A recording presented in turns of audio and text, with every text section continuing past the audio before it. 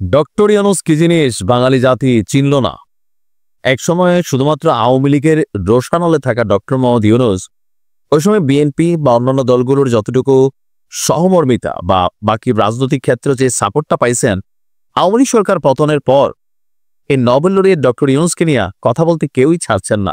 তবে এর মাঝখানে আরো একটা সুসংবাদ হচ্ছে যে ডক্টর ইউনূস আবারও নোবেল পুরস্কার পেতে যাচ্ছেন।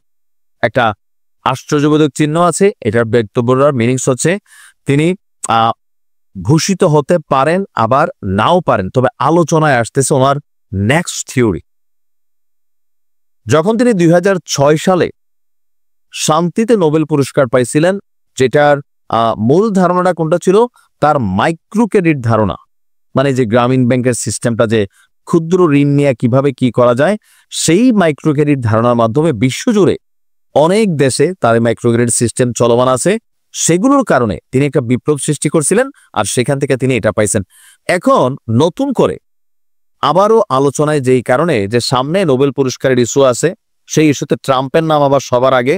শান্তিতে নাকি ট্রাম্পের পুরস্কার দেওয়া উচিত, নোবেল বড় আশ্চর্য হয়ে গেছে। তবে ডক্টর ইউনূসের জায়গাটা ভিন্ন জায়গায়। তবে আমার ধারণা তিনি এবার পাবেন না, পরবর্তীবার যদি তার ওই থিওরিটা আগে বিপ্লব সৃষ্টি করতে হবে, আলোচনায় আছে।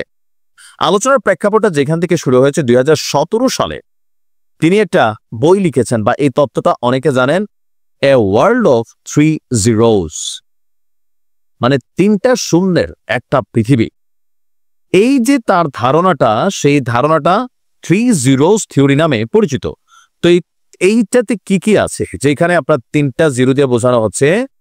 এখন তার এই যে 3 জিরো থিওরি, প্রথম হচ্ছে জিরো পভার্টি, জিরো আনএমপ্লয়মেন্ট এবং জিরো নেট কার্বন এমিশনস। এখন এই ধারণাটা আসলে বাস্তবায়ন করবে কারা, এটা হচ্ছে কোটি টাকার প্রশ্ন। যেমন প্রথম তিনি যে থিওরিটার কারণে পাইছেন মাইক্রো ক্রেডিট, এইটা একটা ব্যবসায়িক সিস্টেম, যেটা অনেক দেশ বা অনেক ব্যক্তি উদ্যোগে অথবা এনজিও উদ্যোগে অনেক এটা নিয়ে কাজ করছেন। খুবই সুযোগ ছিল যে নিজেরও প্রফিট পাইলো, আর অনেকগুলো মানুষেরও কর্মসংস্থান হয়ে গেল, অথবা সামহাও তারা আপনার কি বলে যে প্রফিটেবল অবস্থানে গেল, দারিদ্র্য বিমোচন হইল। কিন্তু দারিদ্র্যের অবসান এটা কিয়ামত পর্যন্ত আমার মনে হয় না যে মানুষের মধ্য থেকে কমবে। দারিদ্র্যের সংজ্ঞাটা এক এক দেশে এক এক রকম। নাম্বার 2 হচ্ছে জিরো আপনার আনএমপ্লয়মেন্ট, এই যে কর্মসংস্থান। প্রযুক্তি যেভাবে সারা পৃথিবীতে এই মুহূর্তে আপনার সামনের দিকে যাচ্ছে, আমরা তো দেখতেছি যে কর্মসংস্থান আস্তে আস্তে এটা জিরোতে চলে যাবে, যে মানুষ সামনে কাজই পাবে না। সেখানে আপনি জিরো আনএমপ্লয়মেন্ট, এটা খুবই চ্যালেঞ্জিং একটা ইস্যু।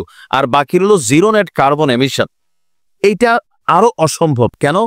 পৃথিবীর অনেক দেশ, উন্নত দেশগুলো, তারা হয়তো আপনার প্রকৃতিকে বা পরিবেশের সুরক্ষার জন্য অনেক পদক্ষেপ হাতে নিয়েছে, কিন্তু তাদের যে অনেক কিছু কর্মকাণ্ড আছে, মহাকাশে চলে, সাগরে চলে, ভাঙারি জাহাজ বাংলাদেশে আসে, বাট প্রকৃতির তো ডিস্টার্ব করতেছেই। তাদের দেশে করতেছে না, অন্য জায়গায় করতেছে। এই 3টা জিরো আসলে কখনো করা আদৌ সম্ভব হবে না। আর কোন দেশ সেটা করলে এটার ক্রেডিট ডক্টর মোহাম্মদ ইউনূসকে দেবে কিনা, সেইটাও একটা মানে বক্তব্য আছে। এখন তিনি কিভাবে এই 3 জিরোকে বাস্তবায়ন করতে হবে, এটা নিয়ে তিনি কি লিখছেন আমি আসলে পড়ি নাই, জানিও না। তবে টাইটেল দেখে মনে হয়েছে এটা একটা অসম্ভব ইস্যু। আসলে নোবেল কিন্তু এরকম বড় বড় কাজের জন্য পায়, যেটা অসম্ভব ইস্যু। আপনার কি মনে হয় যে এটা বাস্তবায়ন হবে আগামী 2-4-5 বছরে ডক্টর ইউনূসের জীবদ্দশায়?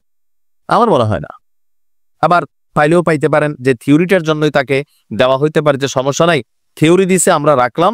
পৃথিবী আগামী দিনে একটা থিওরির উপরে হাঁটবে, উন্নত দেশগুলা, যে হ্যাঁ ডক্টর মোহাম্মদ ইউনূসের থিওরিতে আজকে আমেরিকা 3 জিরোতে আছে, কানাডা 3 জিরোতে আছে, অথবা মানে বিভিন্ন দেশ যারা উন্নত দেশগুলো আছে, তারা আবার চিন্তা করলে করতেও পারে।